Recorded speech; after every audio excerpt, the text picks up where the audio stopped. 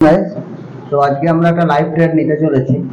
তো সেই লাইভ ট্রেডেই আপনাদের আমি এক্সপ্লেন করব আমি কি সেটআপ ইউজ করি, কি রিস্ক ম্যানেজমেন্ট ফলো করি, প্রফিট রেশিও কতটা ইউজ করব, সবটাই আপনাদের সামনে তুলে ধরার চেষ্টা করব লাইভ মার্কেটের মাধ্যমে। তো চলুন সরাসরি চলে যাওয়া যাক কম্পিউটার স্ক্রিনে। তো গাইস, আমি ব্যাংক নিফটির চার্ট খুলেছি। ব্যাংক নিফটিতে আজকে ট্রেড প্ল্যান করব। তো দেখতে পাচ্ছি মার্কেট আজকে সকাল থেকেই ডাউন সাইড মোমেন্টাম নিয়েছে এবং এখন যেখানে রয়েছে বর্তমানে একটা সাপোর্ট জোনের কাছে মার্কেট আছে। তো আমার মনে হচ্ছে মার্কেটে এখান থেকে রিজেকশন আসতে পারে। তো সেই রিজেকশন সেটআপ অনুযায়ী আমি ট্রেড প্ল্যান করব যদি সেটা প্রপার ফিট বসে। তো দেখা যাক কি হয় মার্কেটে। তো এখান থেকে আমি দেখতে পাচ্ছি মার্কেটে রিজেকশন আসছে, কিন্তু আমি এক্ষুনি ট্রেড দেবো না, আমার প্রপার সেটআপ অনুযায়ী আমাকে ট্রেডটা নিতে হবে। তো সবসময় এই জিনিসটা মনে রাখতে হবে, যখন আপনার সেটআপ প্রপার অ্যাক্টিভ হবে তখনই ট্রেড নেওয়া উচিত, নাহলে কিন্তু স্টপ লস হিট হয়ে যাবে এবং আপনার লস হয়ে যেতে পারে। তাই জন্য পেশেন্স সবসময় রাখতে হবে। এখানে আমি দেখতে পাচ্ছি মার্কেট ডবল বটম তৈরি করার জন্য রেডি হচ্ছে। তো ডবল বটম যদি তৈরি করার জন্য রেডি হয়, আমি তার নেকলাইন ব্রেকআউটে এন্ট্রি প্ল্যান করব। দেখা যাক কী হয়।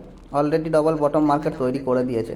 তো নেকলাইন যখন মার্কেট ব্রেক করবে এবং কোনো ক্যান্ডেল যদি সাস্টেন করে, আমি সেই জায়গায় কিন্তু এন্ট্রি প্ল্যানটা করব।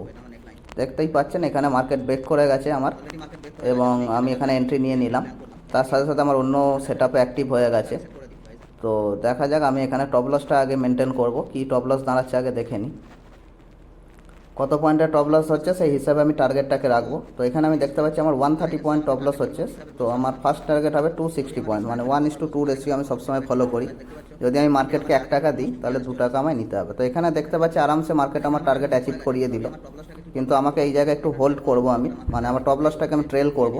যদি আরও মার্কেট যায় তো কিছুটা পয়েন্ট আমি ক্যাপচার করতে পারবো। তো আমি মারা বুঝুর নিচে টপ লসকে ট্রেল করে দিলাম।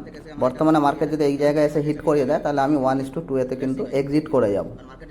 দেখা যাক কি হয় গাইস।